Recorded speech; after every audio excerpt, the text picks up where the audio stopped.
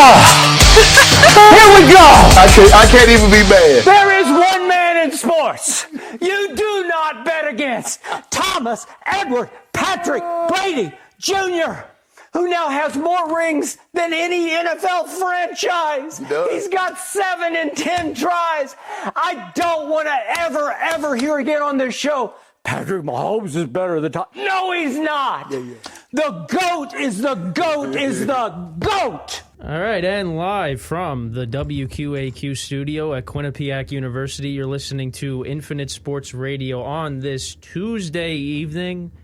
It's been a while, and it's good to be back. I'm Kenneth Grunfelder along with Ben Upson. Yo.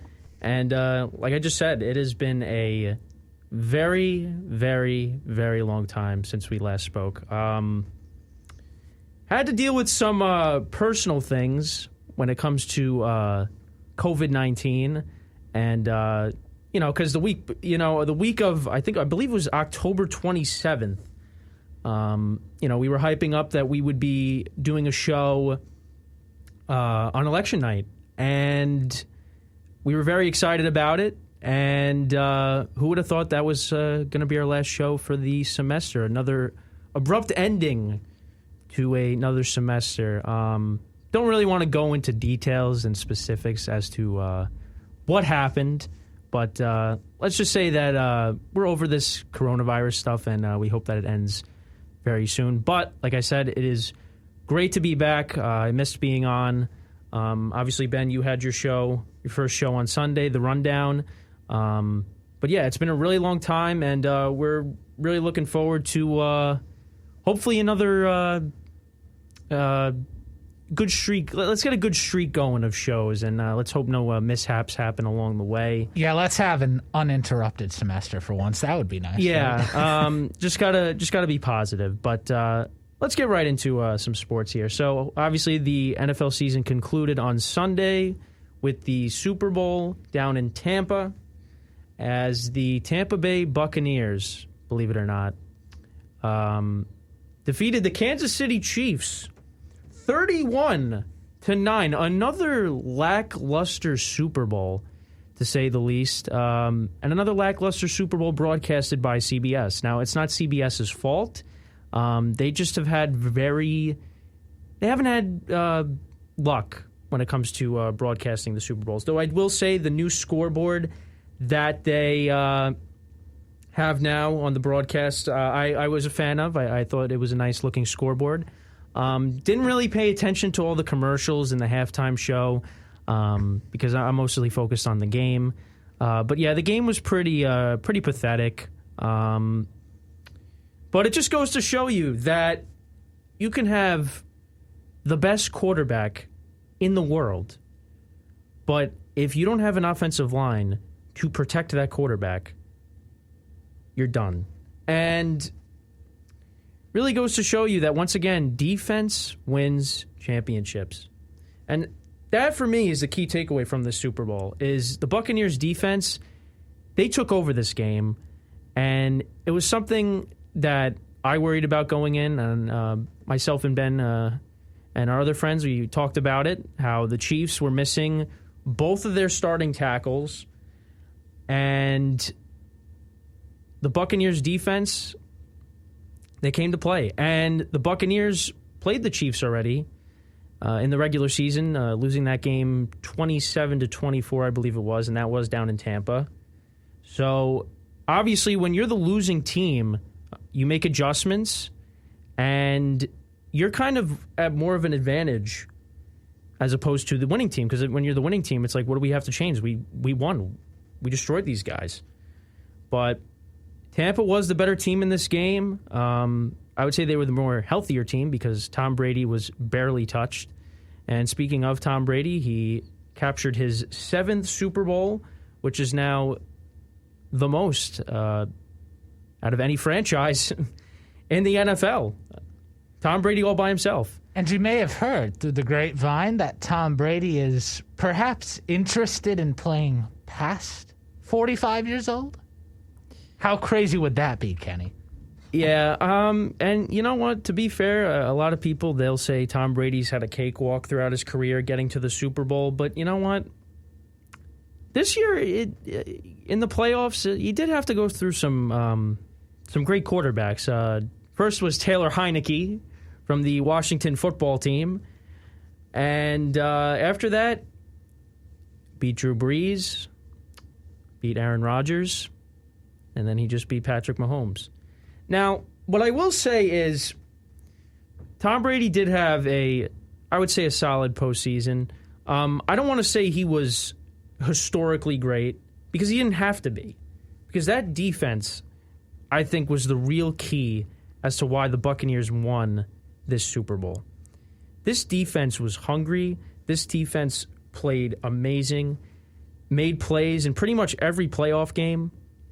And you really kind of saw after the bye week that the Buccaneers were a different team. Now, I don't think a lot of people thought the Buccaneers were going to win the Super Bowl this year. I didn't. I mean, I had them making the playoffs, obviously. And I thought the second round, maybe the championship game would be as far as they get. I really did not have them making the Super Bowl. At the beginning of the year, both of us picked the Saints and the Chiefs to make it to the Super Bowl. We were half right. And then, obviously, we ended in late October.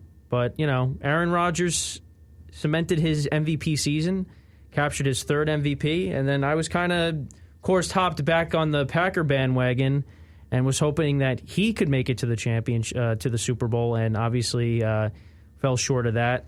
We'll probably discuss that at some point. But, the Buccaneers, in this game especially, they were the better team, and they deserved it. I will say there were a lot of flags thrown in the first half, and that was something that a lot of people were not too pleased about. I was not too pleased about it as well. Obviously, yes, there are going to be flags thrown, but, when you got flags being thrown on 3 straight plays, it gets a little ridiculous. Especially one was called, there was an interception. Tyrann Mathieu picked off a tipped pass, and it looked like that could have been a momentum shifter in the game, and that was called back on a play on, I think it was like a hold on Mike Evans, which was on the opposite side of the field, which, was a little ridiculous. Something that was away from the play. I believe it was that play. So that was a big play in the game. And listen, Brady and Gronk, man, 2 touchdowns in that game. I mean, are you really surprised? And, everybody that scored a touchdown in that Super Bowl for the Bucs was not on the team last year. Antonio Brown, unfortunately, Rob Gronkowski, Leonard Fournette, and then you obviously got Tom Brady throwing them the football. So, Brady, like I said, Brady didn't have to be historically great to win these playoff games. But you know what? He's made for this moment. He's got 7 rings. He deserves it. He's a winner. He's a champion. He's coming back next year. And who knows when he's going to retire. It doesn't look like he's going to retire anytime soon. Barring any injuries and any setbacks, this guy is going to keep playing football. And, that's something I respect. I don't really necessarily think he's in it for the money. I mean, of course, that's a luxury. You want to be making money in this business. But I think ultimately he just wants to keep playing football. And if he wants to keep playing football, he has every right to do so.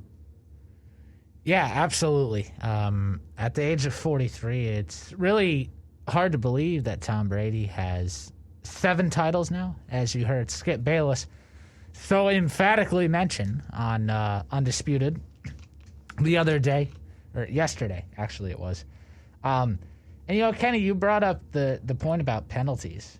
Well, it's nothing new for a Carl Cheffers-led crew, because in the 16 games that he's, umped or reffed this season, his crew called 199 penalties for over 1,600 yards in the 16 games that his crew was in. That was the regular season.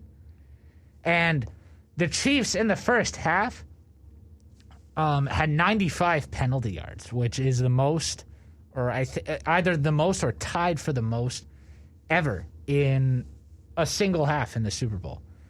And that's inexcusable. I mean, obviously, a lot of the penalties were really stupid, and some of them, I think there was a couple out there that probably should never have been called, but I'm not the one who decides that. That's the refs. And obviously, I know a lot of people will say, after the Chiefs, supposedly lined up offsides when the Bucs were kicking that field goal. I believe when it was either 14, was it 7-3? Yeah, it was. I believe it was when it was actually. It was either. No, 14. yeah, it was when it was 7-3. Yeah. Okay, yeah. I mean, I will say that's a questionable call because I didn't personally see much. I didn't understand that call. And look, I get the trip on Mike Evans. I don't know. I thought that one was a little soft too. That was right before the half too. That's what led the Bucs into the red zone, and ultimately led to another Gronkowski. No, that was Antonio Brown. Antonio Brown. He scored a Super Bowl touchdown this past weekend. How crazy is that? Yeah. And Gronk connecting again with Brady. What a surprise. He had 2 touchdowns. Antonio Brown had one. Leonard Fournette had a great run.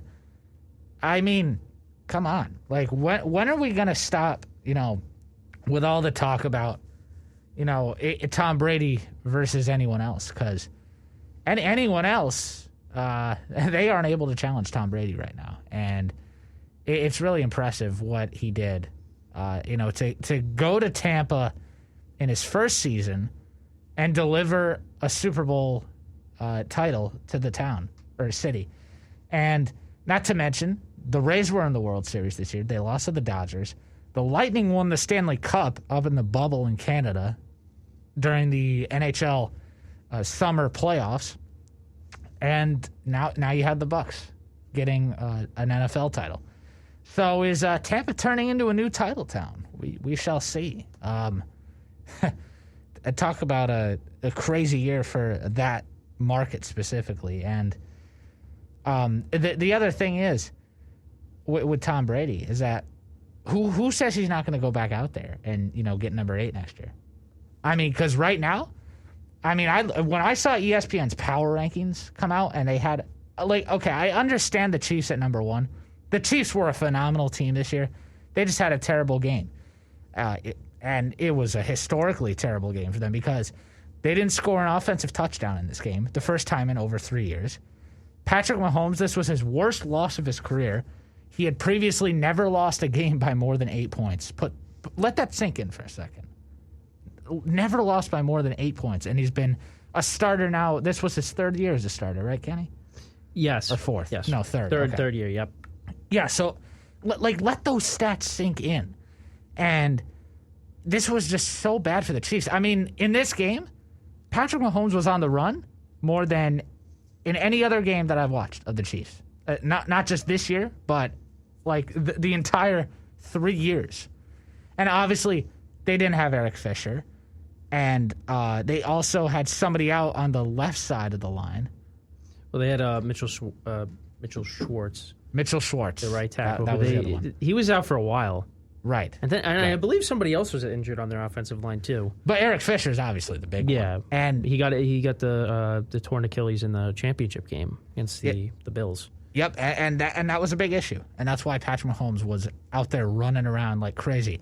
And did you see the stat, too, that he ran like almost 500 yards? Yeah, it was about 497. Like, that's unbelievable. I mean, there were at least 5 or 6 plays where he ran like 10 yards back. And he was making some of the greatest incompletions that I've ever seen. It was ridiculous. The one where he's literally like in the air. Yeah, sideways. Yeah, sideways. Horizontal. Sideways falling down, and he's able to launch one sidearm. It was a perfect spiral, too. And it gets to the end zone. It wasn't high enough, and it got knocked down. But still, the fact that it got there, like, that's unbelievable. Yeah. I mean, this is a bad loss, obviously, for the Chiefs. This is the worst Patrick Mahomes loss ever.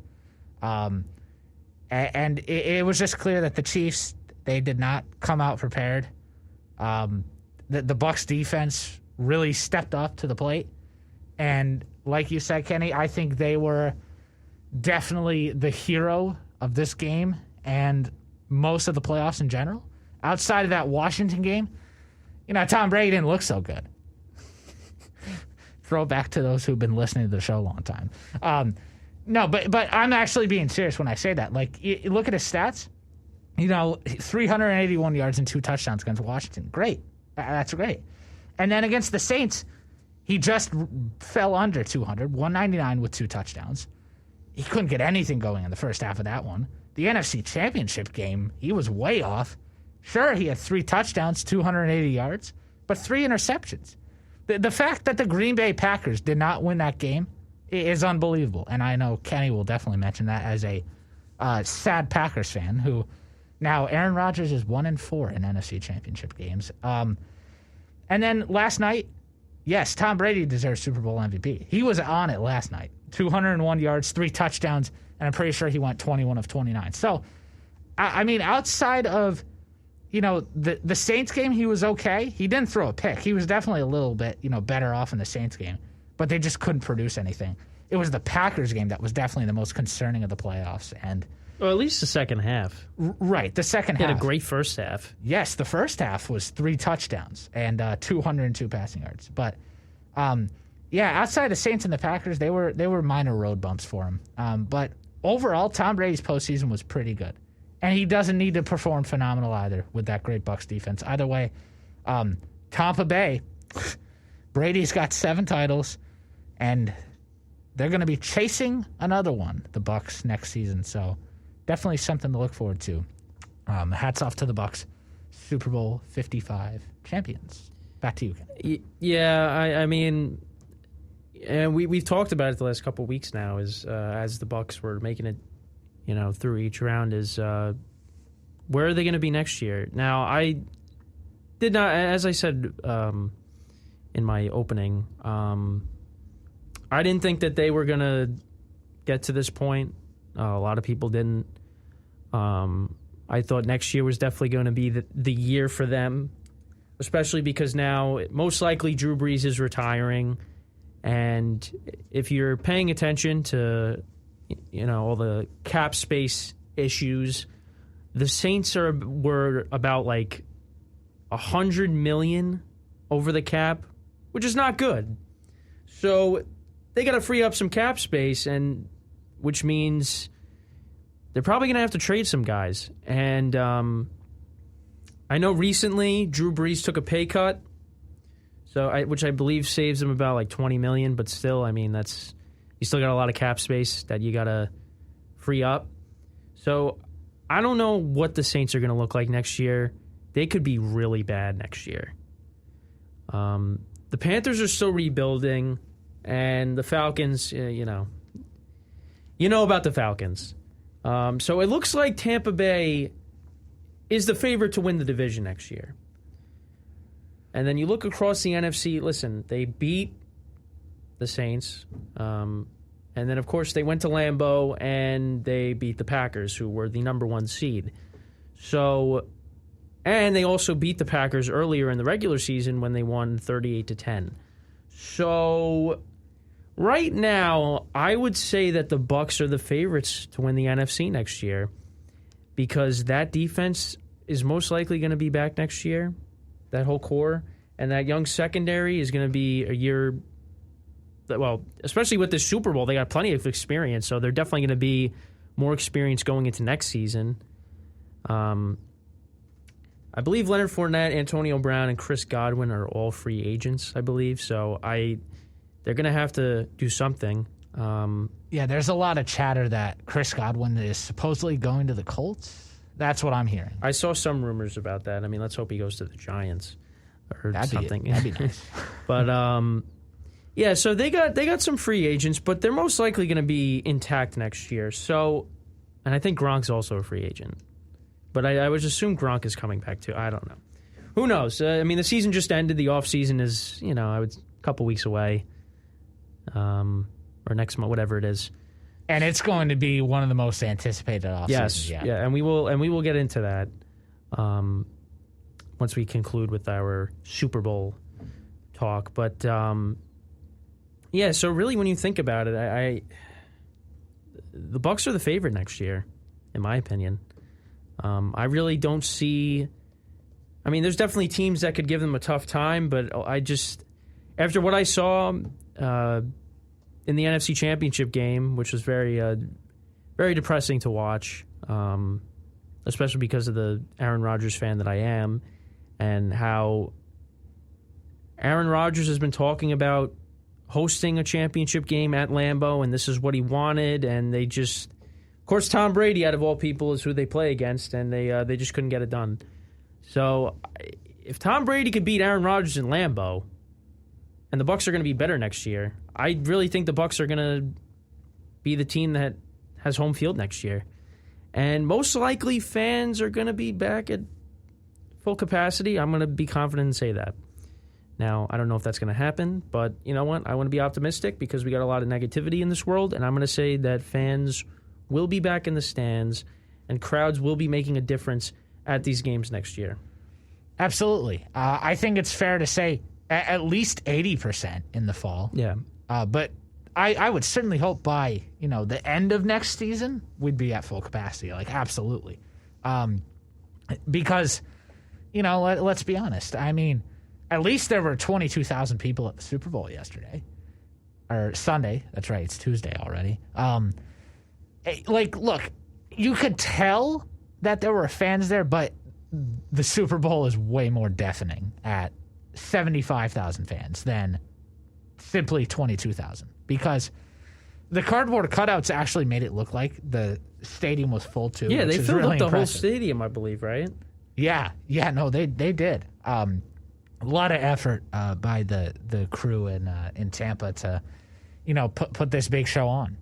And Kenny, we say it time and time and again, but the fact that we were able to get to the Super Bowl as scheduled on February 7th, I thought when, the Ravens and the Steelers got pushed to a Wednesday, which is actually the week that the week after our last show, I thought the NFL season was in jeopardy right there because the Ravens and the Steelers were falling so far behind.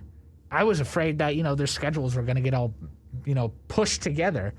And they ended up doing that, the NFL, because, I give credit to the NFL for not, really backing down, that they wanted to get these games done on time, even if it meant going to extreme circumstances. But I think the Steelers and the Ravens both played like 3 games in like 11 days or something like that after their Wednesday meeting. Yeah, but they also had to play a Tuesday night game against the Cowboys. Yeah, but I mean, that was originally supposed to be a Thursday night game. Yeah, but just the fact though, like I said, that we got here to this stage, we got the Super Bowl done on time, February 7th. Obviously, there was a big scare early last week when the Chiefs' barber tested positive, and Patrick Mahomes was supposed to go see him. I'm pretty sure. So if all of that had to be going on, the NFL had already previously said that, well, we're going to play this game February 7th, no matter who's in or who's out. And that was the commitment they made. So, thank goodness we didn't have to see, Chad Henne in this game, in the Super Bowl. Yeah, but I feel like it would have been this. As much as I hate to say it, it'd probably be the same result. Yeah, seriously. I mean, they definitely would have lost, but I think it probably would have been the same game. I mean, when you look at the score, if you're somebody that didn't even watch the game and you just look at the score, you're like, did Mahomes even play? Yeah, I know, seriously. And I mean, it is unfathomable to me how the Chiefs ended up with more total yards, more total plays, more passing yards. They were basically the same with the Bucs on third down efficiency. Chiefs were 3 for 13. Bucs were 4 for 12 on third down. And as for rushing yards, it was also pretty close. And same with time of possession. I mean, if you looked at just the team stats itself, you'd really be thinking, how in the world did the Chiefs lose by 22 points? But it's just because, the Chiefs had to go for it on fourth down later in the game. They had good drives, actually, for, I think, the majority of the first quarter when they went down and scored the opening field goal. Yeah, remember that when it was 3-0 Chiefs? And then they pieced together another nice drive, I think mid-second quarter, but again, ended in a field goal. And then out of the half, another really nice drive that, again, ended in a field goal. The Chiefs couldn't do anything in the Bucs half. They couldn't. Every time they crossed the 50, it just went south, all of their drives. And obviously, Tommy Townsend, their punter, had a terrible punt. I think it was in the second or the third quarter. I can't remember when they were punting deep from their own zone. And I think it was in the first half.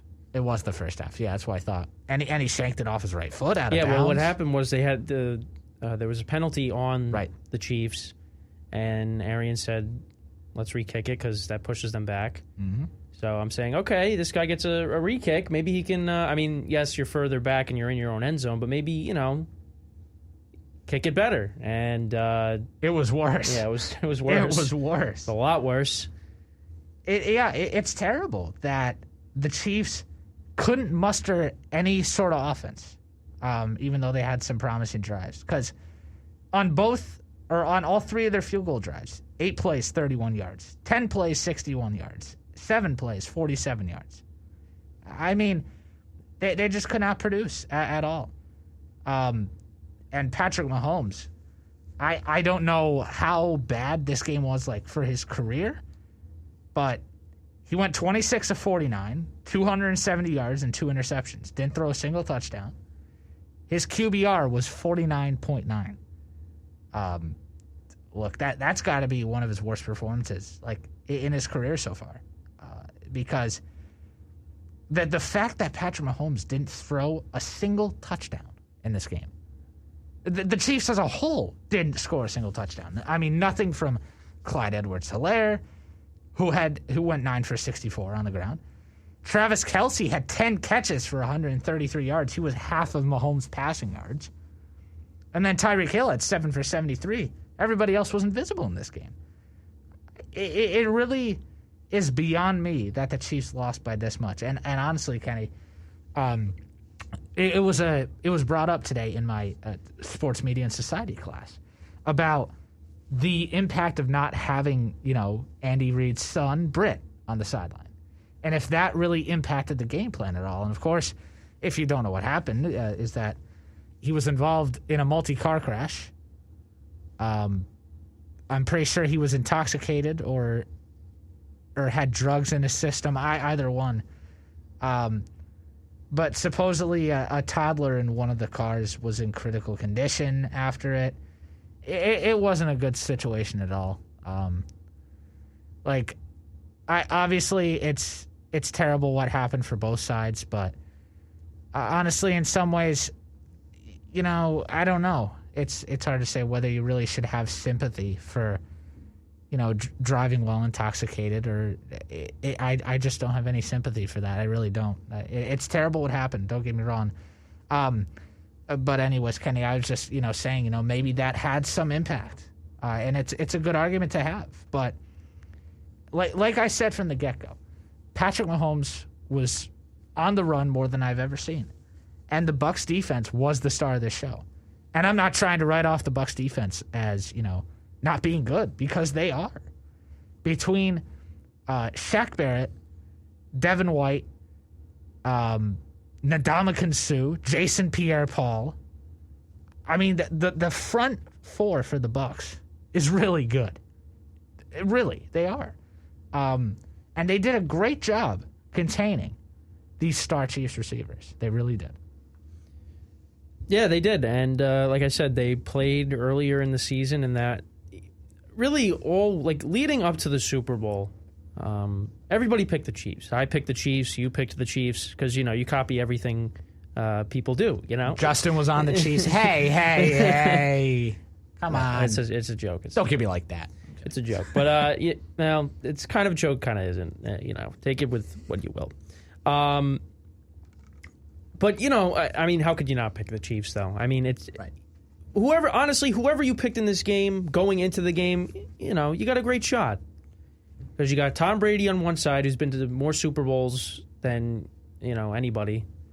And then you got the rising star in Patrick Mahomes, who's, made it to 3 home AFC championship games in his first 3 seasons as a starter, who's made it to back-to-back Super Bowls. You really couldn't go wrong.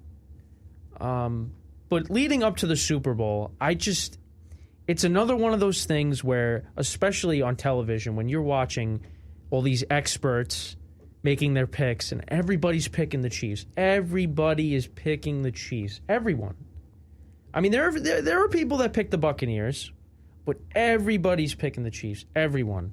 And then you have the stuff with the barber getting COVID, and then, like you said, Andy Reid's son getting into the car accident. I'm just saying those things too, all Chiefs stuff. And then, obviously with Eric Fisher, their left tackle, tearing his Achilles in the championship game against the Bills.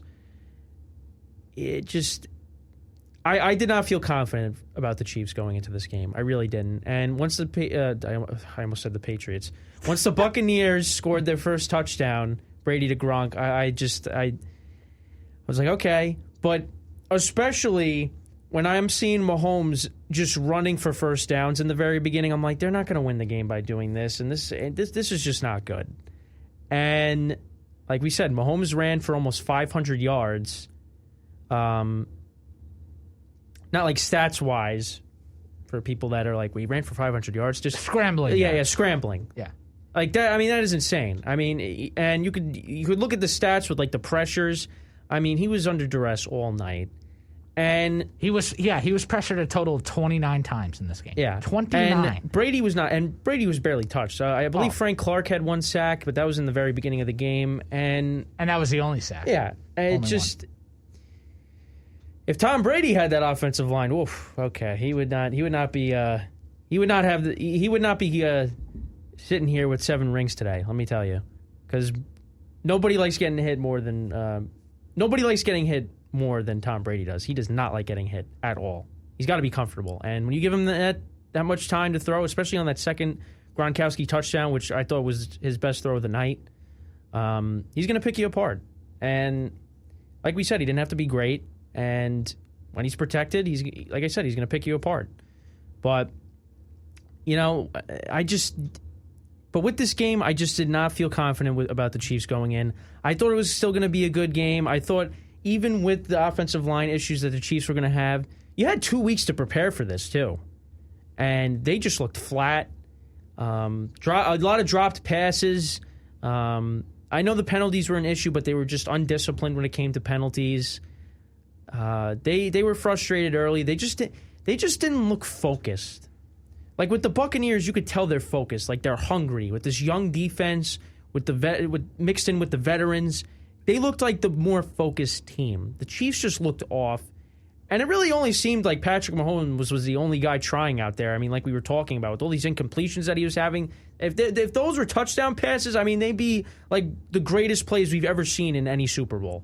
Seriously. And anytime there's a Super Bowl with Tom Brady, there's always a ridiculous catch in a Super Bowl. The one that I specifically noted was when I'm pretty sure he was literally tiptoeing along the sideline, did like a 360 spin with, I'm pretty sure, Shaq Barrett in his face, and Byron Pringle was like this close to one-handing it out of the end zone. But it wasn't complete, obviously. And then the next play was when he was throwing sidearm. Yeah, I mean, those were some of the greatest incompletions that I've ever seen. Too bad that, you can't get an award for, like, greatest incompletion of the game because, seriously. Yeah, I mean, you could get the Nickelodeon's most valuable player, like Mitchell Trubisky did when Nickelodeon was broadcasting one of the playoff games. But, I mean, it was just another lackluster Super Bowl. I was hoping for a good game. I really did not have a lot of confidence that the Chiefs were going to win. I feel like it was in Tampa. It seemed like Tampa had all this momentum. They really just did not play a good game when they played the Chiefs the first time. Tyreek Hill had over 200 yards in the first quarter, I believe. They were not going to let that happen again. And you could tell they made adjustments. And that's something the Chiefs didn't do. The Bucs made adjustments. They were making sure that Tyreek Hill was not going to get past them. There was one throw earlier in the game. I think it was on like a third down. It was on third down. It was either 3rd down and 2, 3rd down and 7, whatever it was. And Mahomes missed Hardman on that one play. It was in the first quarter, I believe. That could have been that either could have been a touchdown or that would have been a huge play to put them in the red zone. I mean, the Chiefs were terrible in the red zone, so it wouldn't have mattered. But that was a big play in the game, and Mahomes missed that throw. We can't just say Mahomes wasn't protected the whole game, and that was he did miss some throws. Okay, I mean, but other than that, yes, he was under duress the entire game. I mean, it was really no time for him to throw, and. Like I said in my opening, you could have the best quarterback in the NFL, but if you do not have an offensive line to protect you, it doesn't matter. It doesn't matter what weapons you have. I mean, just ask Russell Wilson. I mean, in the wild card game against the Rams, he was getting sacked like crazy. He's been dealing with that for the last several years now. They can't build an offensive line for him. And look at Andrew Luck. He retired because the Colts failed to build an offensive line for him. This Super Bowl shows that if you have a struggling offensive line, if you have a unit that is porous, you're not going to, if I use that word correctly, your offense is not going to be very good. And like I said, the Chiefs had 2 weeks to prepare for this game. And it's not like Eric Fisher tore his Achilles like the night before the Super Bowl. Like it happened in the championship game. You had 2 weeks to prepare for this game and to come up with a good game plan to at least like kind of cancel out the pass rush. I mean, that pass rush was still going to have its way, but at least Mahomes wouldn't have taken the beating and wouldn't have to scramble for his life on every play because it was ridiculous.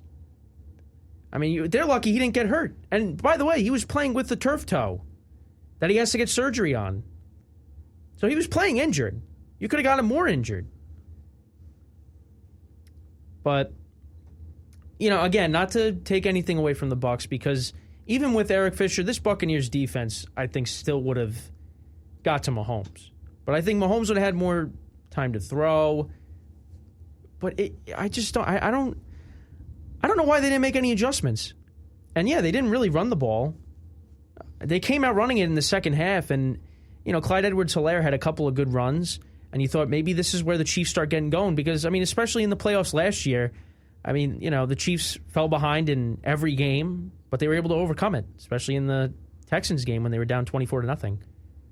I was just waiting for that moment for the Chiefs to just explode, and that never happened. Never happened. They got down in the red zone, and they couldn't finish. Buccaneers had a great game plan. Todd Bowles, I got a lot of friends that are Jet fans that did not like him as the head coach. He's a great defensive coordinator, and he should get all the credit in the world for being able to shut down this offense because this offense scores like 30 points every week. Patrick Mahomes this offense with Patrick Mahomes is incredible. And, people could say, wow, I'm surprised by this. I mean, but just go back to a couple of Super Bowls. Like, go back to Super Bowl 48. Peyton Manning throwing for 55 touchdowns. The Broncos having this historic offense. They get to the Super Bowl. They're playing the Legion of Boom, the Seattle Seahawks. Everybody's picking the Broncos. Everybody's saying this is Peyton Manning weather. He's going to get it done. And what happened? 43-8. Defense wins championships. The Seahawks absolutely destroyed the Broncos. At least the Broncos, they scored a touchdown in that game, believe it or not. 43-8, they got a touchdown and a 2-point conversion. The Chiefs didn't even get a touchdown. You bring it up, Kenny, about how the Chiefs' offense scores so much. They averaged 29.6 points per game in the regular season. Yeah, try to look up the stats for the 2013 Broncos. See if they did it. See if they did better. I mean, what were the stats for the Broncos that year? I mean, because Chiefs, I think, might be slightly better than that. Yeah, I think so. Let's see. I mean, it's probably going to be hard to find, but that Broncos offense was historic. Peyton Manning was the MVP that year, and the Legion of Boom destroyed them. And you could go back to. I mean, I guess you could say the Super Bowl from a couple of years ago when the Patriots defense held that Rams offense. I mean, that Rams offense wasn't as historically great as the Chiefs are and as, that Broncos team, that Broncos offense was. But the Patriots defense held that offense to 3 points, which I think was largely on Jared Goff. But, we'll get into Jared Goff and that Matthew Stafford trade a little bit later on, speaking of Jared Goff. You could even talk about the Giants and the Tom Brady first Super Bowl in 2007. That Patriots offense was historic.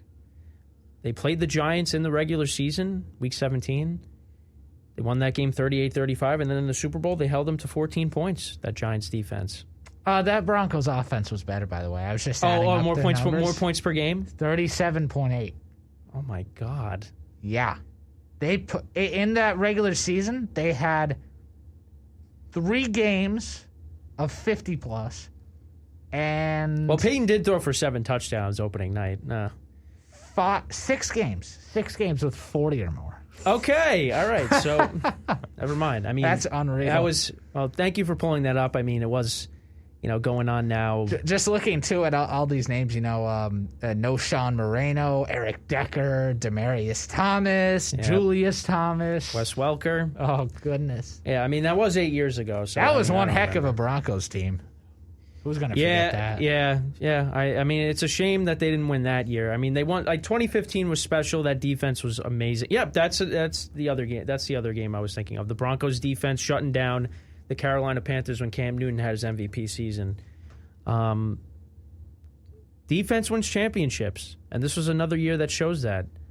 Unfortunately, the 49ers, with their really good defense last year, wasn't able to finish off Patrick Mahomes. Many people could say, that's because of how the offense was playing. I just thought the Chiefs in this game, you had to think Andy Reid and Eric Bieniemy were going to come up with something in the second half to get them going, and it never happened. It never happened. And listen, I think the Chiefs are still going to be good next year. I think everybody thinks the Chiefs are most likely going to be good next year and maybe be back at this point again. But the thing that always scares me is anytime a team plays Tom Brady in the Super Bowl, they are never the same. I go back to the Seahawks when they played the Patriots in Super Bowl 49. That dumb call by Pete Carroll to throw it instead of running it with Marshawn Lynch, which led to Malcolm Butler sealing the game with an interception. And then the team kind of unraveled. The Legion of Boom is disbanded. They're no more. It's a whole different defense now. In the beginning of the year, they were talking about the Legion of Boom 2.0 by getting, Jamal Adams from the Jets. But the Seahawks have not made it back to the Super Bowl since then. Then you go to 2016, Matt Ryan and the Falcons, blowing that 25-point lead. They have not been the same. They've been a lot. At least the Seahawks have made... Well, Falcons did make it the year after, but after that, they just have not looked good. They haven't made the playoffs in going on now 3 straight seasons. Their defense has been absolutely atrocious. Yeah. So bad. So you got among the worst in the league the last couple of years. Oh, yeah. There was a lot of bad defenses this year. Oh, yeah. So the Falcons haven't been the same. The Seahawks haven't been the same. The Rams, they made it back this year. The defense definitely was the strength of the team as opposed to the offense. It was a different Rams team this year. But now they get a huge upgrade with Matthew Stafford out there. Yep. Like I briefly mentioned, the Rams traded for Matthew Stafford and did a Matthew Stafford-Jared Goff swap. So poor Jared Goff getting dumped off, going from L.A. to Detroit. Good Ryan, Jared Goff getting dumped off. Yeah, and especially with if anybody's seen the press conference that the Detroit Lions head coach had, probably played at some point during the show. But we will definitely something to listen to. Even also the Eagles head coach. Some very interesting press conferences from some of these new head coaches that will be coaching in the NFL next year, but. Yeah, like these teams, though, playing against the Patriots, playing against Tom Brady, I don't know if it's Super Bowl hangover or it's just, I don't know what it is. It's the Brady curse. And hopefully, for Patrick Mahomes' sake and the Chiefs, that this Brady curse doesn't continue on with them, because, watching that Chiefs offense, it's something special. And Patrick Mahomes, look, this is his third year as a starter.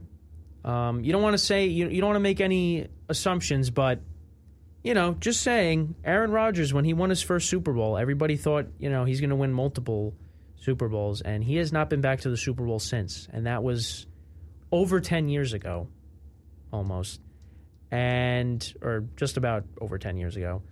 And 10 years ago this past week, yeah. Yeah. And then also look at Russell Wilson. He made it to the Super Bowl his second year, and then he made it the following year, which is his third year, which Patrick Mahomes just finished.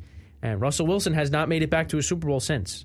He won, basically did what Russell Wilson did. He won the Super Bowl his second year as a starter. Obviously, Russell Wilson did it the second year. Patrick Mahomes was drafted in 2017, but he didn't start. He started one game. That was the season finale. And then his second year in the NFL, that was his first year as a full-time starter. Russell Wilson started his whole rookie season, then made it to the Super Bowl his second year and won it, then lost it in his third year. So Patrick Mahomes technically, has been in the league for 4, but as a starter, his first year as a starter, AFC Championship. Second year as a starter, wins the Super Bowl. Third year, makes it back to the Super Bowl and loses to Tom Brady. But at least Russell Wilson didn't get humiliated in that Super Bowl. Patrick Mahomes did. And who knows? Could this mean that the Chiefs don't make it back to this point for an extended period of time? Could the team start unraveling? Who knows? I'm just saying that when you look at history, it's happened before, and it could happen again. It could happen to this team. And, hey, the Chiefs could say, we're not going to listen to that. We're just going to go out and win it again. Come back and get to this point and beat whoever we play. Hopefully. Well, let's hope it's something different next year. But just saying, I mean, you never know. But I'm a little worried. I think they'll still be good, but history has shown that teams are not the same, and stuff can happen. But it remains to be seen. We got a long way to go before next season, and the Chiefs definitely can lick their wounds and kind of reflect on the season and make adjustments, hopefully, and be focused, because now they are not the hunted anymore. They are now the hunter. They're back to being the hunter, because now the Bucs are the Super Bowl champions, and Tom Brady, 7 Super Bowls now. But I just want to remind people that our good buddy, our old friend, Eli Manning, is still the only quarterback to beat him in a Super Bowl twice. Correct. And to a lesser extent, yes, Nick Foles beat him a couple years ago, but we don't really talk about that. Eli Manning is the true kryptonite to Tom Brady. And yes, the Bears, with Nick Foles starting, did beat the Bucs, believe it or not, on a Thursday night. But still, Eli Manning is the kryptonite, is Tom Brady's kryptonite. And that still remains to be true to this day. You look back at that, in general, the Bucs-Bears game. Like, how did the Bucs lose that game? It's one of those games you look back on this season, and it's like, well, that was like what? one of Brady's blunders. When they were trying to get into field goal range to try to win the game, and he didn't realize it was 4th down, and he missed a pass, and he thought he had another down, and he held up 4 fingers, and everybody was making memes about that, and you saw it all over Twitter, and basically mocking him. It looked like it was going to be kind of a rocky season for the Bucs, and it was. It didn't start out well for them, but like I said, when they got to their bye week, they made their corrections, and they looked like a different team. And you especially saw that in the playoffs. And listen, like I said, they're going to be back here next year. Hopefully not in the Super Bowl, because I don't want that, but they're the best team right now. They're the champions, and they deserve it. So, and one thing to leave you with, too, just to put a bow on this. The Chiefs, there were a lot of questions, I think during like the later weeks of the season, because they were not blowing out opponents. They were just getting by. After their 35-9 blowout victory against the Jets in Week 8, the Chiefs went 9 straight games, counting the divisional round win over the Browns, which they won by 5. In that 9-game stretch, the Kansas City Chiefs did not win a game by more than 6 points. And there were a lot of questions about, is anyone going to be able to beat the Chiefs? And we sure got the answer this past weekend. The Bucs were ready. They game planned very hard all week. Bruce Arians, at 68 years old, which, by the way, he does not look that, if you ask me. He's got a Super Bowl title now on his resume. And at least his 95-year-old mother was also in the crowd to see that the other night, too.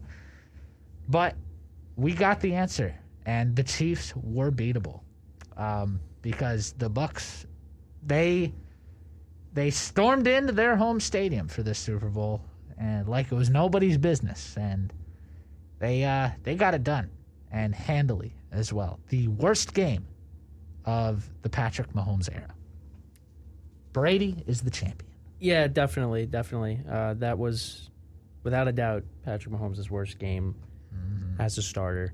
And yes, unfortunately, Tom Brady is a champion. He deserves it.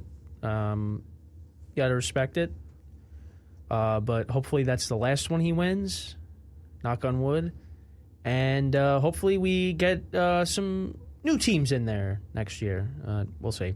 So I think we'll take a quick break. When we come back, we're just going to kind of reflect on the NFL season because we were listening to some of our old shows last night, and we were just amazed at how different the season was early on and what we were talking about and how we thought of our teams and all this different stuff.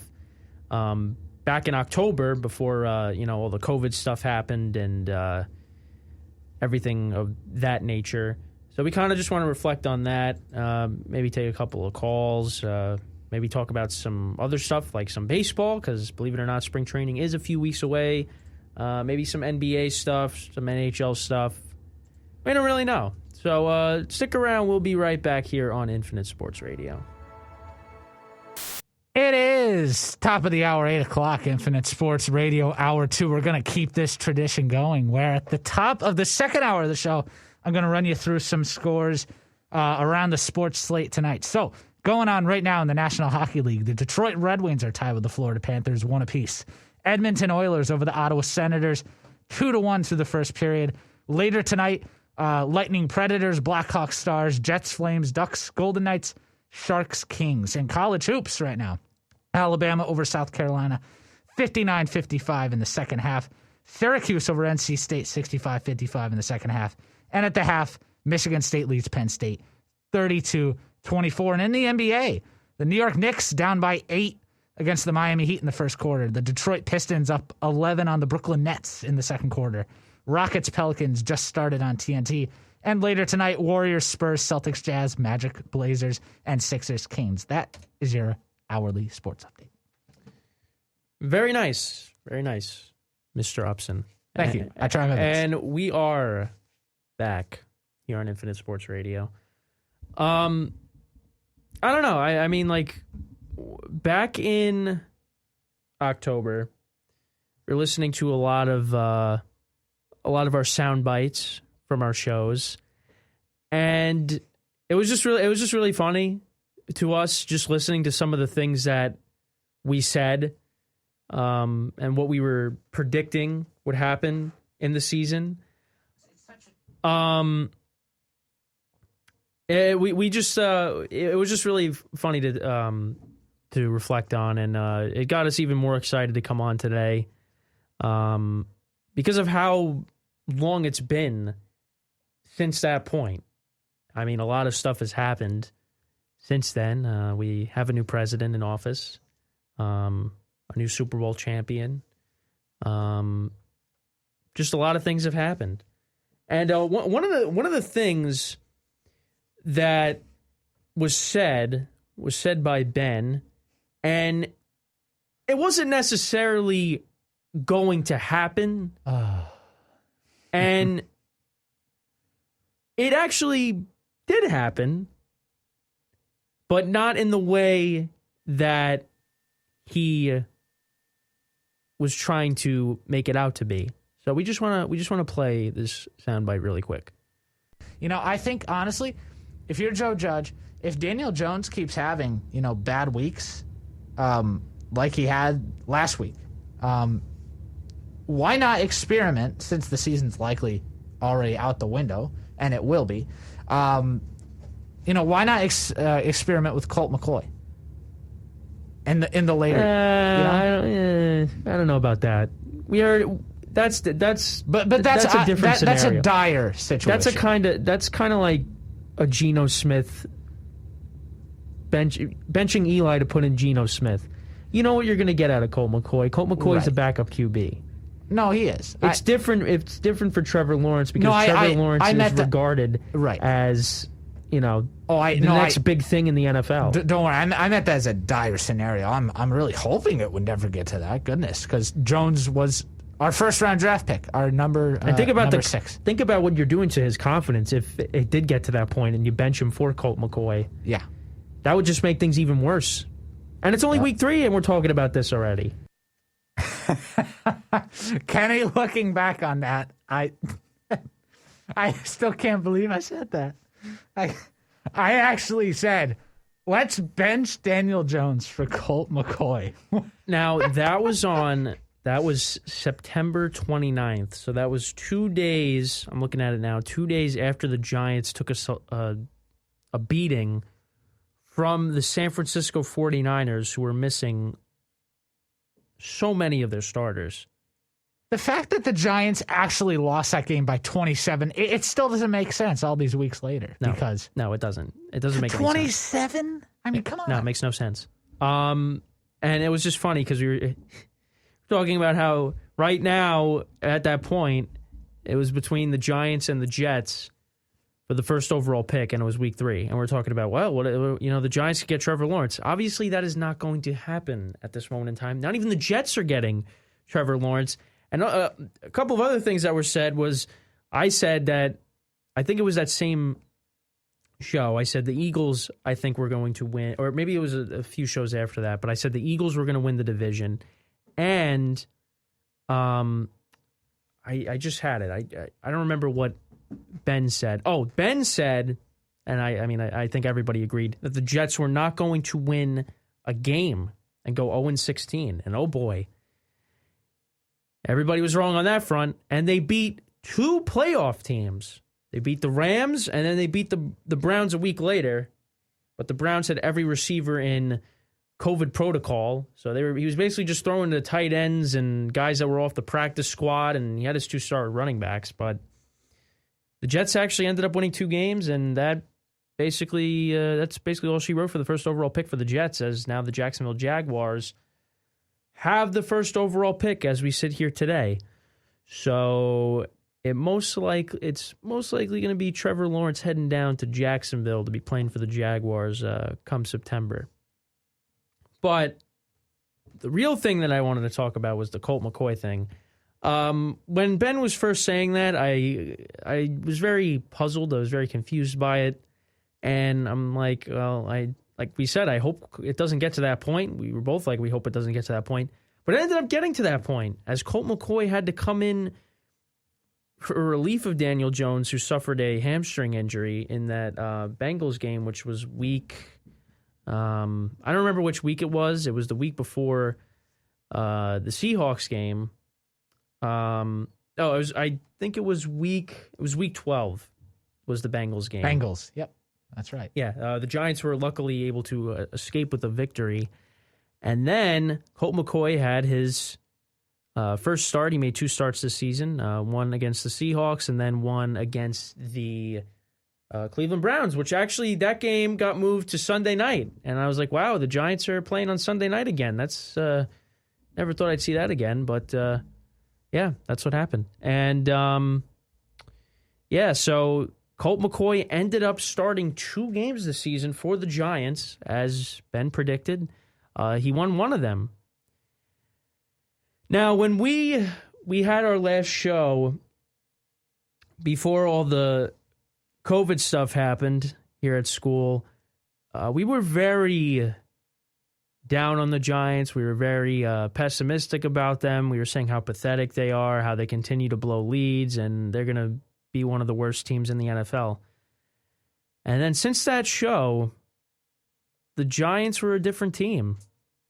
And they played a lot better, and they won probably one of the biggest games they've won in recent memory when they went to Seattle with Colt McCoy starting and beating the Seahawks 17-12.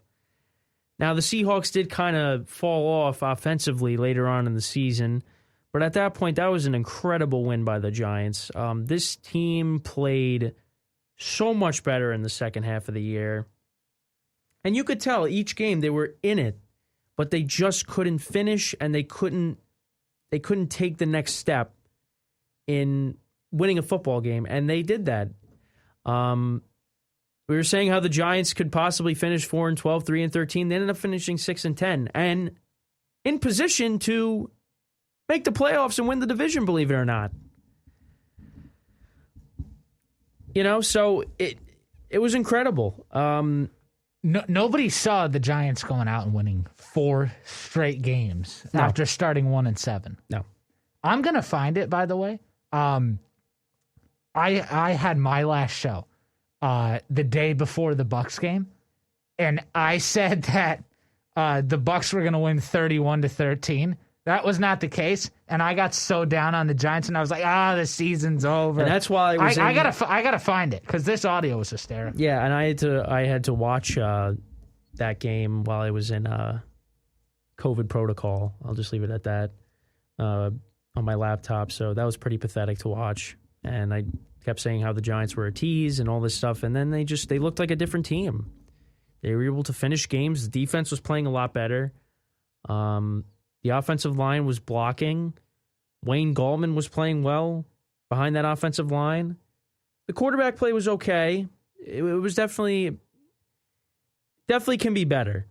But compared to how it was in the early going, it got better. And hopefully Daniel Jones progresses next year and has a breakout season. Because I think it's safe to say Daniel Jones definitely was better his rookie season. Not in terms of turning the ball over, but I think that he was better his rookie season than he was this season. I don't know. Maybe that's just me. I don't know. I guess maybe because the Giants are always beating up on Washington. That's probably why. Because I'm just thinking of the 2 games against the now the football team. That I just felt like he had a better game, especially that Week 16 game in Daniel Jones's rookie season, which came down to the wire. They won in overtime. It was like 40-34, whatever it was. But yeah, I don't know. I think Daniel Jones, if he's protected and the Giants have a good draft and bring in some weapons, they're going to be a good team next year. I don't know. Maybe get another pass rusher. But right, that's definitely on the priority list for them next year. And basically, I think anyone like on the defensive side, pass rusher, ever since they lost Olivier Vernon. I mean, well, now Leonard Williams. That is true. 13.5 sacks this season. Talk about they got to bring him back. Talk about a great signing. Great signing. And, Xavier McKinney had that game-winning pick against the Cowboys. Hopefully he does good things at the safety position next year. Yeah. Yeah. All right, so you do have that clip? Oh, yes, I do. What was it, the Giants and the Bucs? Yeah. So this was my last show. It was November 1st. I kid you not, hours after this show, Kenny, was when we got all the alerts from the school about how we were going to red, everything was shutting down. Yep. We got this show in the nick of time because that afternoon, that's when everything shut down. Yeah, so this is when the Giants are about to enter their Monday night game against the Bucs. They're 1-6, and as you can hear in this clip, I was not optimistic, to say the least. And then finally, on Monday Night Football, God help us all, the Tampa Bay Buccaneers against the New York Giants. What a joke, ESPN. Can you just get the Giants off national TV, please? Oh, my goodness. Again, another game I'm not mentally prepared for. I think the Bucs are going to kick them 31-13. Especially with the news of, half the offensive line being quarantined due to a COVID case. I mean, who knows where they're at now with that. And Daniel Jones, yes, he will fumble in this game. You heard me say it. He will fumble against that Bucs defense because that Bucs defense is gnarly. And the Giants offense, bold prediction, I don't think they're going to even hit 300 total yards in this game. And like I said, Bucs 31-13 on Monday night. Johnny? Yeah, I go Bucs 38-17. Brady throws for 3 touchdowns. One to Evans, one to Scotty Miller. I don't know. One to Ronald Jones. I'm just going to guess. Yeah, and so that was me and my co-host Johnny Riccio making the predictions from our final show. As you could see, I said I think the Bucs are going to kick them. Well, yeah, I was wrong there. You couldn't say anything worse than that. Otherwise, you would have got canceled. At the cancel culture being a big thing now. Gosh, you got to be careful with that stuff. Yes, everything. But what a game that was! I mean, we really thought the Bucs were going to get. And not where the Bucs. was the pass interference at the end? Going for 2. On the 2, yeah. And was it Shepard? I think. I want to say it was Shepard. I really don't know. I don't know who it was. Was it Golden Tate? I know Golden Tate scored the touchdown. It was either one of them for sure. Yeah. And what was it you were just saying to me while we were playing that clip, Kenny? That ESPN on Instagram? Yeah, that's right. So the ESPN NFL account, when I brought up the comparisons with Russell Wilson and Patrick Mahomes in their first 3 years as a starter, they literally they actually did this before I said it. They posted it 46 minutes ago. They show year 1 as a starter. Russell Wilson and Patrick Mahomes both lost in the playoffs. Russell Wilson lost in the divisional round against the Falcons. Patrick Mahomes lost in the championship game against the Patriots. Then in their second years as starters, they won the Super Bowl. And then in year 3, losing the Super Bowl to Brady. How weird is that? And I did not see that. So that's it's pretty crazy. So, great minds think alike, I guess. But yeah, I mean, back to the Giants though. They were a different team, and I think for us, we have to be very encouraged by what we saw in the second half of the year. It's too bad that we really couldn't watch any of those games because we were, all home. But you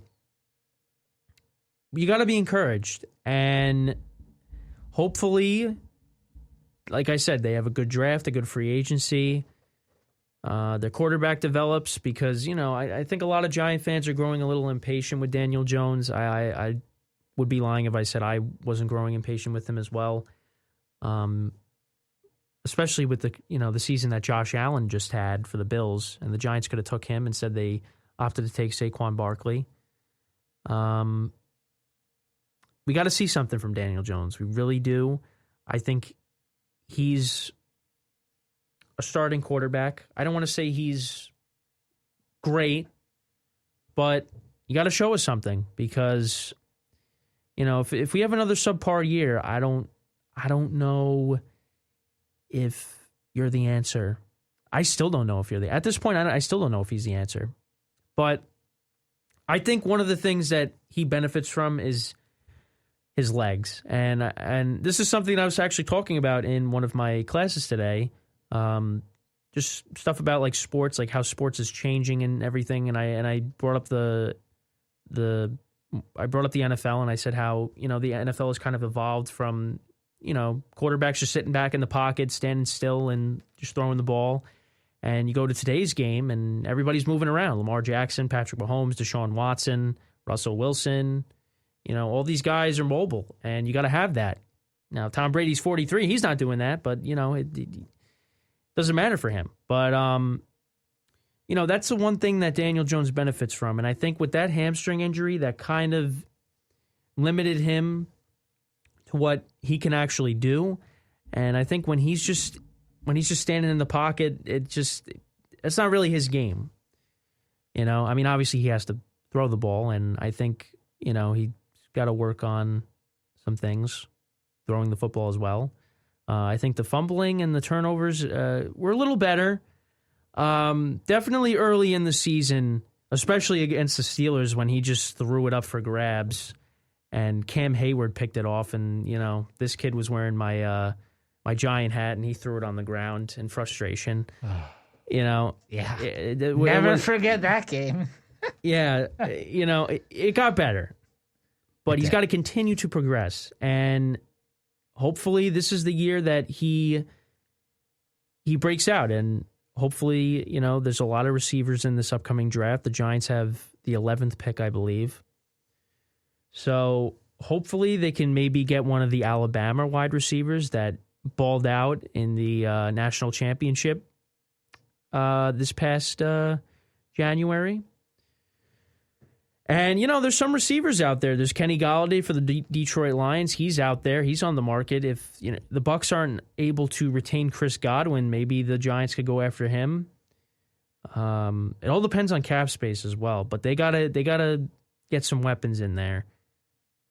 So we'll see what happens. And hopefully Saquon Barkley comes back. Him and Odell Beckham Jr. are going to be rehabbing together. Hopefully Saquon comes back healthy and he's ready to roll, and hopefully that offensive line can continue to block, and maybe this will be the year Saquon Barkley plays, every game and he has a breakout year, because we're still kind of waiting for that, and we haven't got it yet. So let's just hope that that next year is the year for the Giants, and some very early predictions here, but kind of leaning towards picking the Giants to win the division. Just saying. The funny thing is, the Washington football team was the team that ended up winning the division. And listen, last 9 months have been crazy, unexpected, and it just seems like there was one thing after another that just kept happening that would just make it even crazier. Washington changes their name to just the football team, which I think is the most ridiculous name you could possibly come up with, even though it's temporary. I thought it would be temporary. They want to keep it beyond 2020, apparently. That is the current plan right now. Which is absolutely ridiculous. Yeah, it is. Ridiculous. You need to come up with another name. I'm sorry. Just anything. But the football team is ridiculous. Please. That's like when you're trying to, you have a short answer on a test or something, and you really just don't know what to put, so you just put something random. That's basically this. Just come up with a new name, please. It's ridiculous to say. But whatever. Yeah, so they won the division thanks to Doug Peterson deciding, let's just take out Jalen Hurts. Because, actually, the last time we were on, Carson Wentz was still the starter for the Eagles. Jalen Hurts ended up taking over the role as the starter. Carson Wentz could be on his way to maybe the Chicago Bears, possibly, in a Nick Foles swap, which would be, what a story that would be. That hasn't happened yet. We don't know if it's going to happen, but there's some rumors with that. Jalen Hurts became the starter. He took over. And then week 17, they moved the Washington Eagles game to Sunday night. The Giants won against the Cowboys earlier in that day.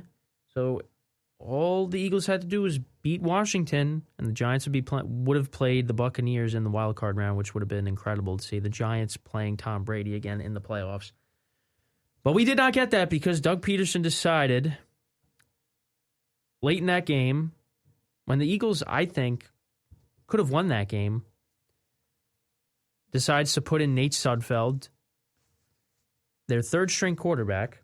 Carson Wentz was not active for that game, and basically throw the game. Why? Yeah, exactly. It was one of the most ridiculous things I have ever seen. And if that's not throwing a game, I don't know what is. That's not tanking, I don't know what is. And Doug Peterson got fired. So you really don't know what the full story is. You don't know if it was ownership telling him to do that. You don't know if that was him. You don't know what it was. But he lost the locker room, and after that, it was, he was gone. I mean, Jalen Hurts was not playing amazing in that game, but the Eagles could have won that game because Washington really couldn't move the ball, and they were turning it over. It just didn't make any sense. It was pretty pathetic. Now, everyone's saying, well, the Giants went 6-10. Giant fans shouldn't be complaining. You got to understand something. The Giant fans have suffered for several years now. We have seen this team look absolutely pathetic. That's overwhelming. Yeah, Al Michaels on the call there. That's overwhelming. For that game. Yeah, we as Giant fans, we have seen this team look so pathetic, so putrid. Not being able to stop anybody, looking terrible on offense with what was left of Eli Manning. And we were just excited that this team had a chance to make the playoffs. And at least for me, it's not that Washington won that set me off and set Giant fans off. It was just how the game unfolded. If the Eagles would have just lost the game, Jalen Hurts plays the whole game, it's like, okay, like, whatever. But it's just how they lost. The Eagles were in position to win that game, and they sat a bunch of their starters prior to that game. Nobody was playing in that game other than Jalen Hurts and whoever else, and Boston Scott. You know, so it was just very frustrating that the Giants could have made the playoffs, but, you know, the Eagles, Doug Peterson decides to go for it on 4th and goal from like the 8-yard line. You could have kicked the field goal to tie the game. You don't do that. Then you put in Nate Sudfeld. He throws a pick on like one of his first passes. Then Alex Smith throws a pick. And, you know, maybe you still got a chance. And then literally the next play, or a play after that, whatever it was, Nate Sudfeld, the center botches the snap. Nate Sudfeld can't pick it up. Chase Young picks it up, and he's running it the other way. And Washington gets another field goal, and the final score ends up being 20-14. I mean, they had a chance. The Giants had a chance to make the playoffs. And I'm not saying they would have beaten the Bucs, but it just, like, think about the storylines. Tom Brady going up against the Giants again. I mean, obviously there would have been no fans at the game, but it still would have been something cool. I mean, the Washington Bucs game was somewhat entertaining, believe it or not. We were sadly treated to this Eagles-Washington game on Sunday Night Football. This was the Week 17 selection. And look, I understand. It makes sense. You know, the NFC East was on the line. The winner of this game, if Washington won the game, which they did, they were obviously the NFC East champs. And the winner of the Giants-Cowboys game had a shot, and they had to wait until this game was played. And obviously the Giants were chiming in on Twitter throughout this game. The Eagles tossed the game, yada, yada, all that. And I'm sorry, but they did. It was pathetic. It really ruins the integrity of the game. You can't tell me that Doug Peterson honestly wanted to put Nate Sudfeld in this game. Nate Sudfeld? This guy is terrible. I mean, did you watch him play?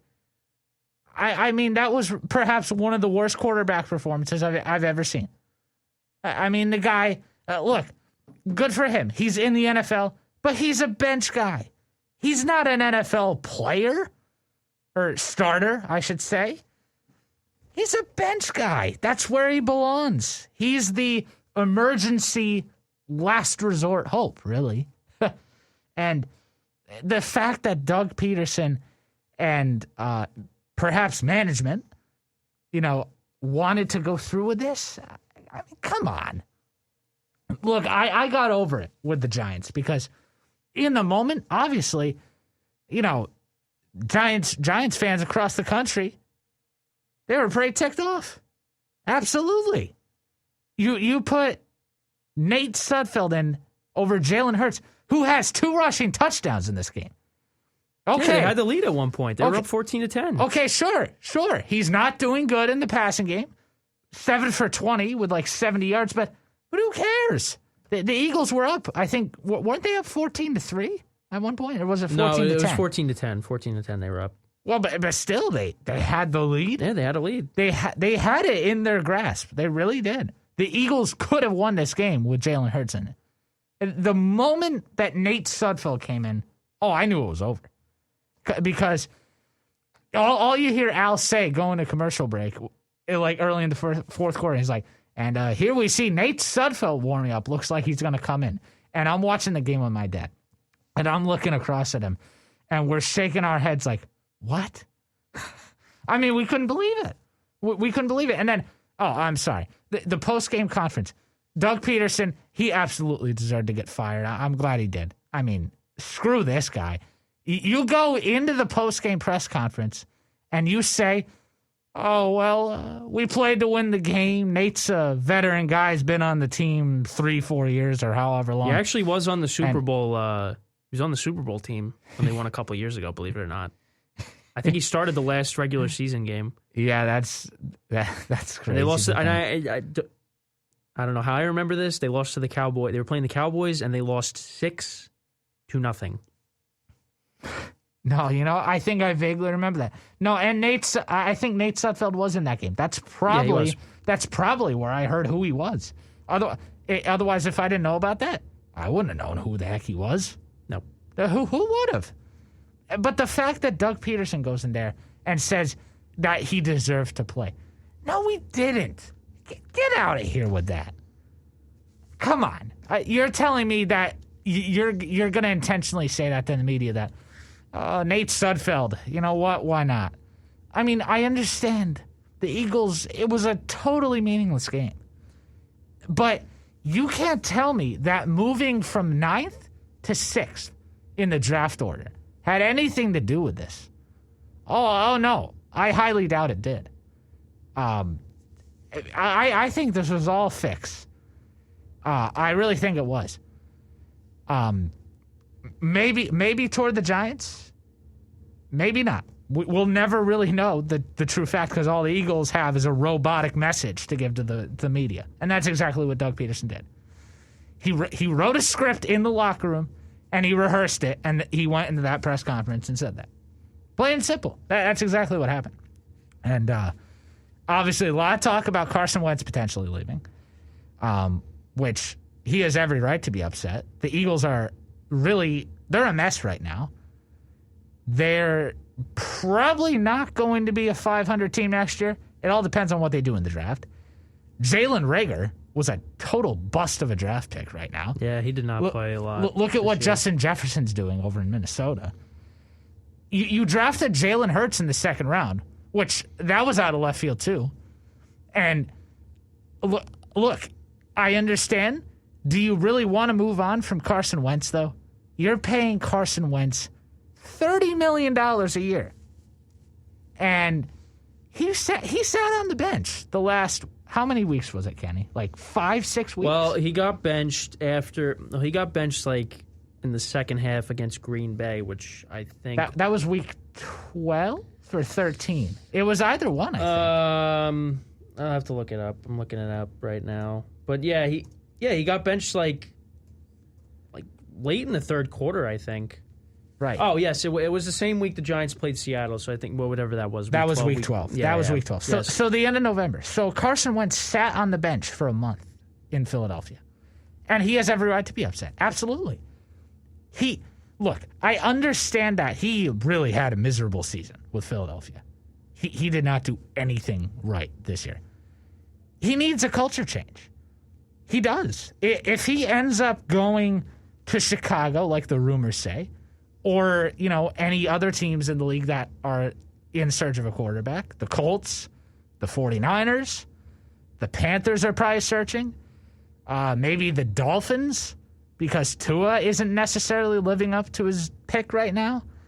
The Jets, perhaps, because there's been talks that they want to get rid of Sam Darnold.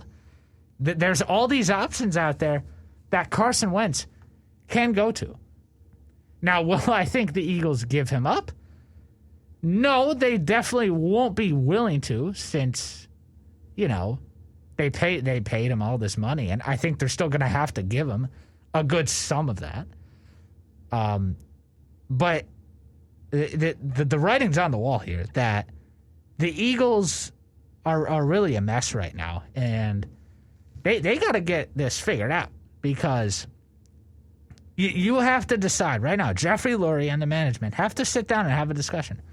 What are we doing in 2021? Are we going to stick with Carson, who we drafted in the first round? It was either 16 or 17, whatever year it was. Or are we going to trade him, perhaps get a big package in return, which they would? Supposedly, a potential trade with the Bears right now, Tariq Cohen, a first-round pick, and Nick Foles. Now, picture that if Nick Foles goes back to Philadelphia. Picture that. He's not going to be the starter, though. He's going to be the bench guy. But just the fact that he would be back there after leading the Eagles to a Super Bowl 3 years ago. 3 years ago. It'd be his third stint as an Eagle. It doesn't even feel that long either. And that's right. It would be his third. That's crazy to think, too. But the Eagles have to figure this out, because right now it's a mess. No Doug Peterson. Nick Sirianni looked completely lost in his introductory press conference. If you want to pull that up, I mean, holy cow. Listen to, like we were talking about, some of these press conferences. Good God. But well, you know what?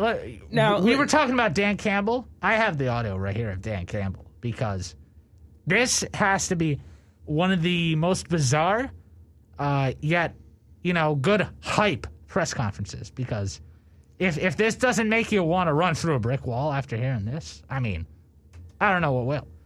New Lions head coach Dan Campbell from January 21st. All right, and so this team's going to be built on. We're going to kick you in the teeth. All right, and when you punch us back, we're going to smile at you. And when you knock us down, we're going to get up. And on the way up, we're going to bite a kneecap off. All right, and we're going to stand up. And then it's going to take 2 more shots to knock us down.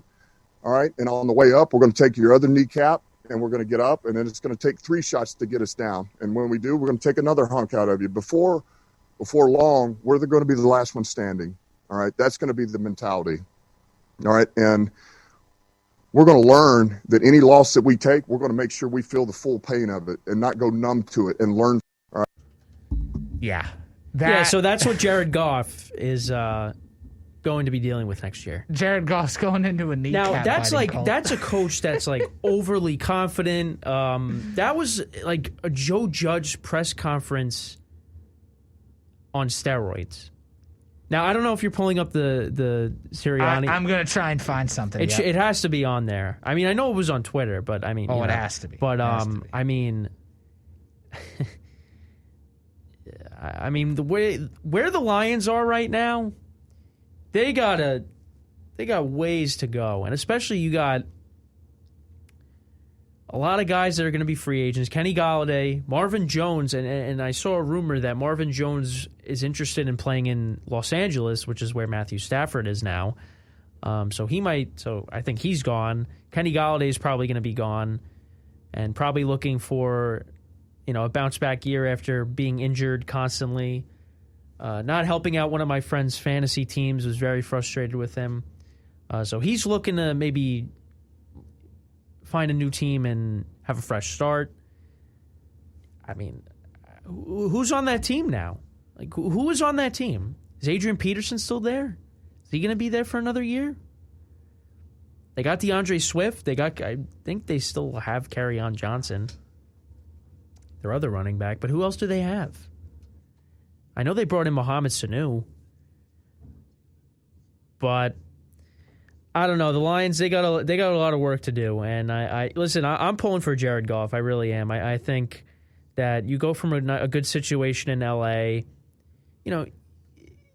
keep in mind, if you really weren't paying attention to the Rams, Jared Goff had thumb surgery, and he missed a start, and they had to go to John Wolford, who had to start Week 17 against the Cardinals, and that was a win and you're in kind of scenario, and the Rams were able to win.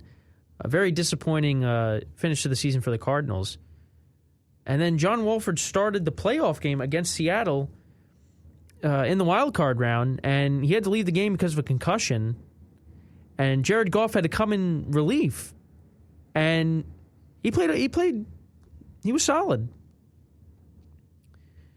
And then obviously the Green Bay game happened, and the Rams ultimately couldn't win. And then all of a sudden, all the rumors of the Rams are just not satisfied with Jared Goff, and the GM coming out and saying Jared Goff is the starting quarterback right now. And then before you know it, Matthew Stafford and Jared Goff are being swapped. Yeah.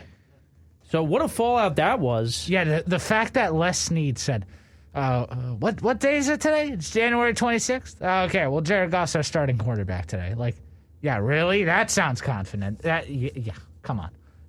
It was pretty evident that he was going to, be traded. Just because they weren't satisfied with what he was doing. And there's going to be more players on the move to different teams in terms of trades. But you know what? Good for Matt Stafford, because now he's got a better offense to work with in Cooper Kupp, Robert Woods. He's got Cam Akers behind him. He's got a phenomenal defense now. Something the Lions haven't had in a while. Rams are going to be good next year. So here's one of the questionable hires. Former Colts offensive coordinator Nick Sirianni at the young age of 39 years old. Dan Campbell's press conference was out there. Well, I don't know if I'd want this guy leading my team, though. Take a listen. Important to me is that we build a smart football team, that we have a smart football team here. And I know we have the people in place to do that. The first part of being smart is knowing what to do. We're gonna have systems in place that are easier to learn. All right, complicated to the defense or offense that they're going against, or the special teams group they're going against, but easy for us to learn. Because when we can when we can learn our system and we can get good at our system, then our talent can take over. Less thinking equals talent take over, but we need to have systems in place, and we will have systems in place. How many times did he say systems in those 40 seconds? And to be smart? Systems. We need to have systems in place. Systems in place. Wait. And what's this last part that he said? I got to listen to this one more time. Talent can take over. Less thinking equals talent take over. But less thinking equals talent take over. What does that mean? Let's put on our thinking caps. I guess it doesn't matter if you know the scheme or not. If you're really talented, it doesn't matter. You can do whatever you want. I guess that's what he was getting at. Listen, and not to knock the guy, it's okay to have opening jitters. It makes sense. We saw Adam Gase have the bug eyes at the press conference thing, and what was I getting into? We know what we were expecting from him. Yeah. We knew he was going to be a terrible hire, except Colin Cowherd, who said the Jet fans don't know anything. Sometimes he doesn't know anything, and his crazy references and whatever. Jet fans knew what they were talking about when they hired Adam Gase. But listen, public speaking is something that is very hard for some people. I have trouble with it. Is really one of my biggest fears is public speaking, is getting up in front of a crowd and talking and presenting. So you kind of feel for the guy, and sometimes I run into a brick wall when I'm talking. Sometimes on this show I just end up fumbling over my words and stuttering and all that. I think I've gotten a lot better, but presenting in front of a big crowd is hard. It's a hard thing to do, and it's not meant for everybody. So you could take that press conference, and you could even take the Dan Campbell press conference, and you could say those were very ridiculous. But listen, if they know how to coach and they know how to bring a team together and the team is successful, who cares? Who cares? Now, for the Giants, we had Ben Mcadoo and Pat Shurmur before we found Joe Judge, who is amazing. Love Joe Judge. Pat Shurmur and Ben Mcadoo were not good with the media. You had everybody talking about Ben McAdoo's suit after his first press conference. Pat Shurmur, the lights went out during his press conference. Those guys just never handled the media well. And that's why those guys are coordinators now. Well, Ben McAdoo is, I don't think, anywhere right now. I think he might be on the coaching staff of a team. I'm not sure what team. I could be wrong, though. I thought he was on the coaching staff of a team. I'd look into it right now, or myself or Ben. I don't know. I'm looking. Ben McAdoo was a quarterbacks coach for the Jaguars. As of right now? Most recently. Okay, most recently. Okay. So. Okay. I mean, he was the quarterbacks coach for the Packers. And the Giants were like, all right, we're going to bring you in. You're going to be our offensive coordinator. The offense, looked good first couple of years with it. And then they were like, all right, we're going to promote you to the head coach. And that's kind of when everything fell apart. Yeah. And then we bring in Pat Shurmur, and it didn't work out. But hey, Ben McAdoo, he was with the Green Bay Packers as their tight ends coach. When they won Super Bowl 45. Oh, okay. Yeah, so those were very dark.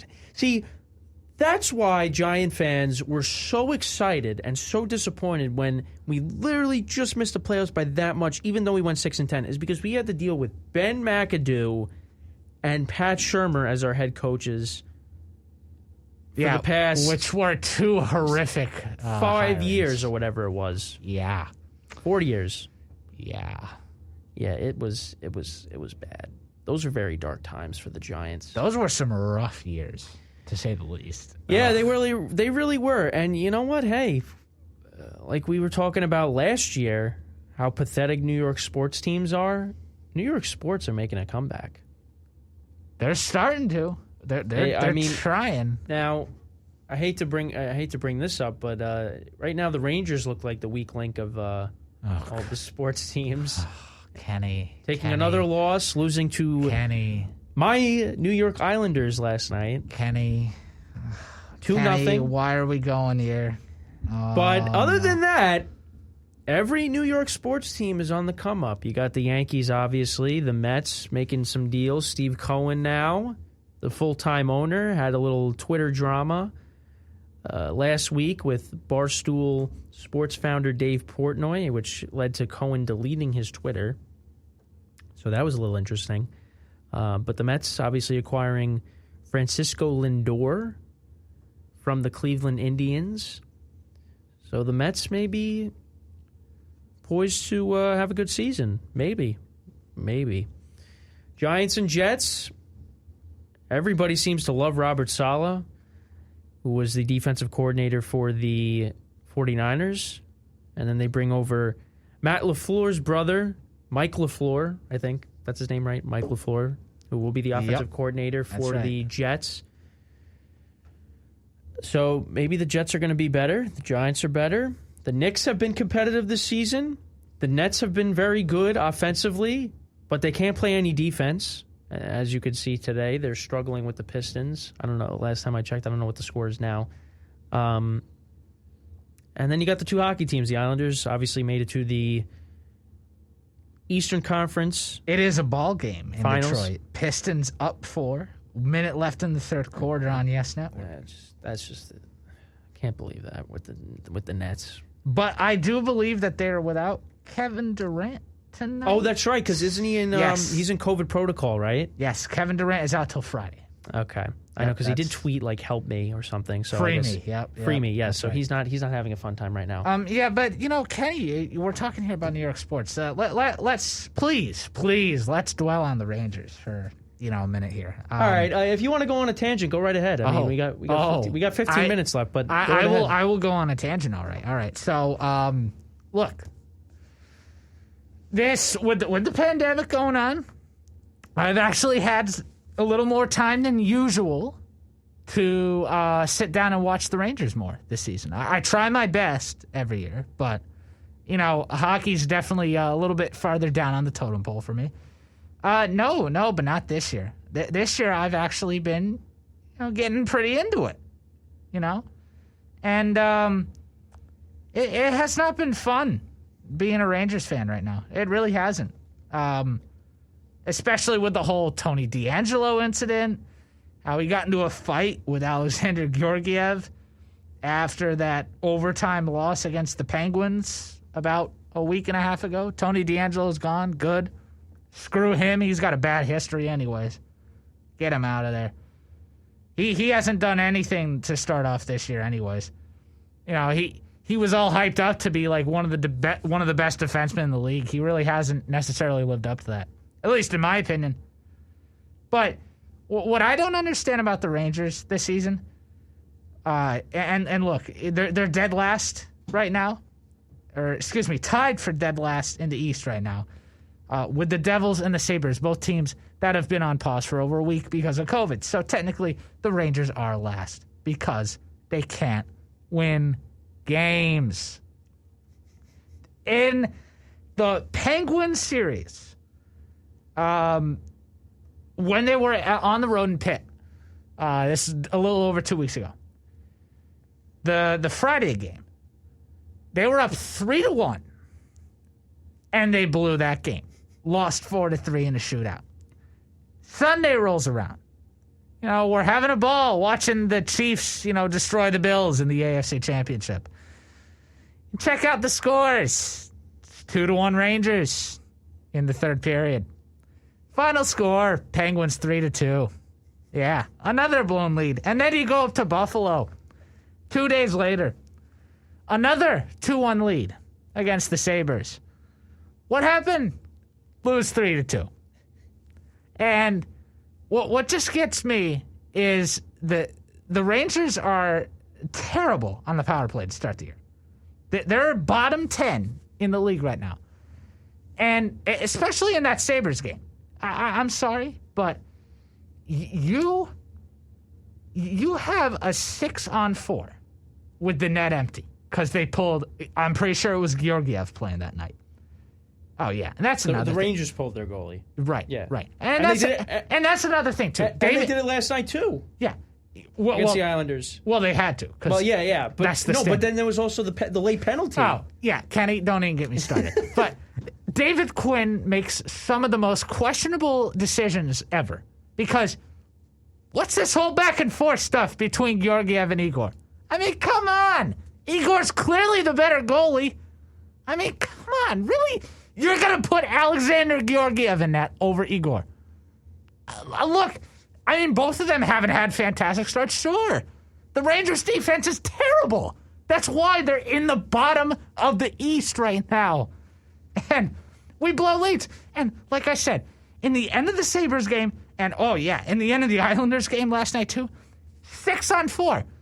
We're getting great looks at the net. We can't score. We can't score with the man advantage. It's frustrating. Makes no sense. The Rangers, blowing leads, can't score on power plays. Everything's going wrong. When is this team going to turn it around? You guys have to play the Bruins tomorrow and Friday. The Bruins aren't even human. I mean, look at their games. They've come down from down 2 in the third period, like 3 out of their last 4 games. I mean, come on. Have fun, because, this season's already starting to go down the tubes for the Rangers. They got to turn it around. And with only a 56-game season, about 20% of the way through right now, stuff's not going right. David Quinn, at least he's finally figured out that Igor's a better goalie. And I'm sure it's probably disciplinary, too, because, Georgiev got in that fight in the tunnel. Oh, so I'm sure he'll come back. Oh, he will, I'm sure. Oh, yeah, let's go back to Georgiev again.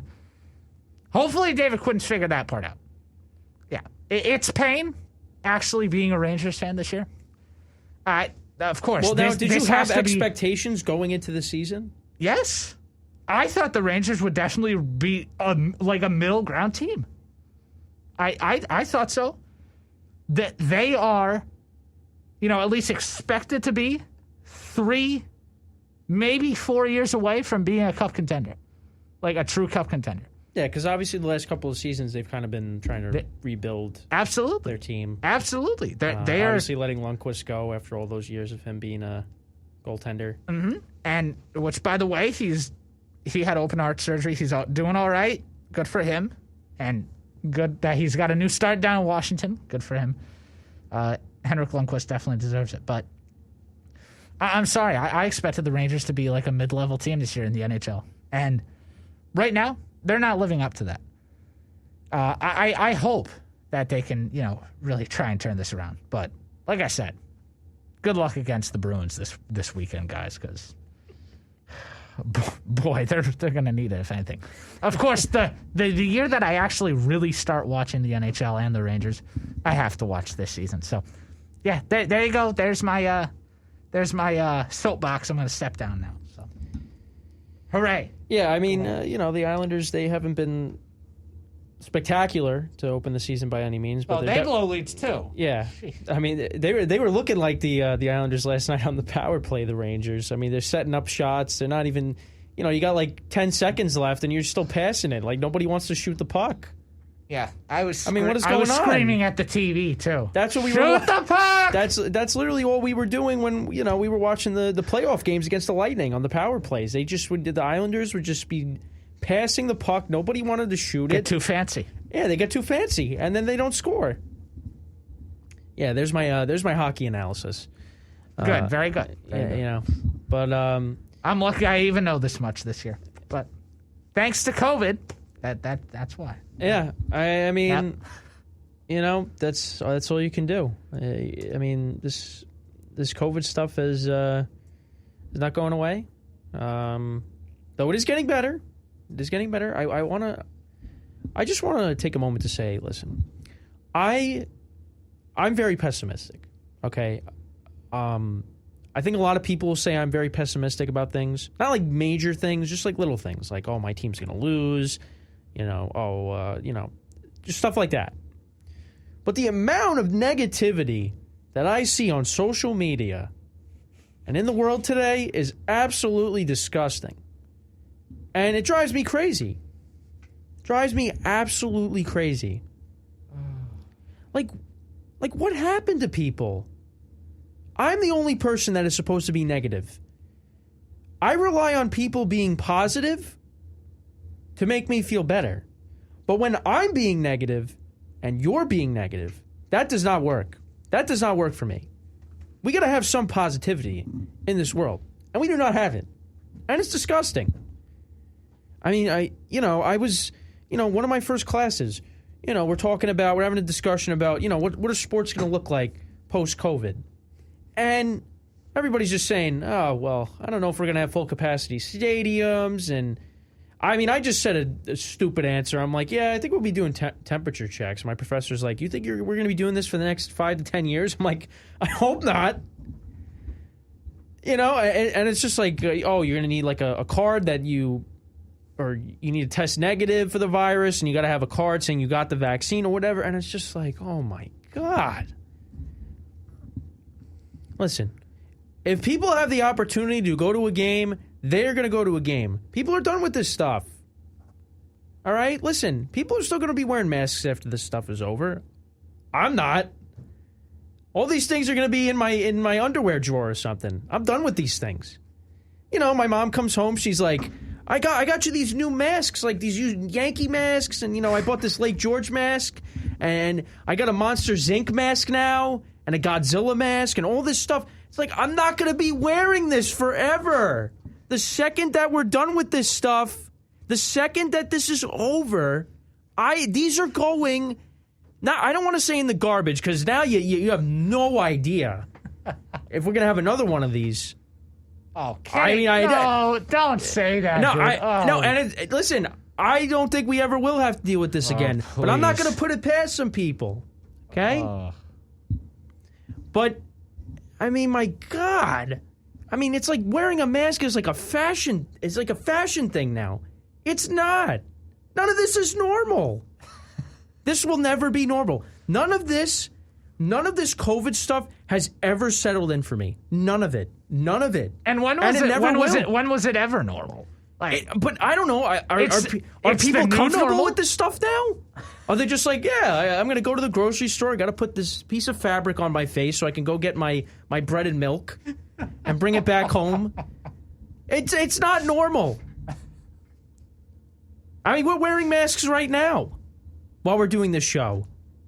I can't wait till we don't. And it keeps going under my nose. It doesn't stay where it needs to be.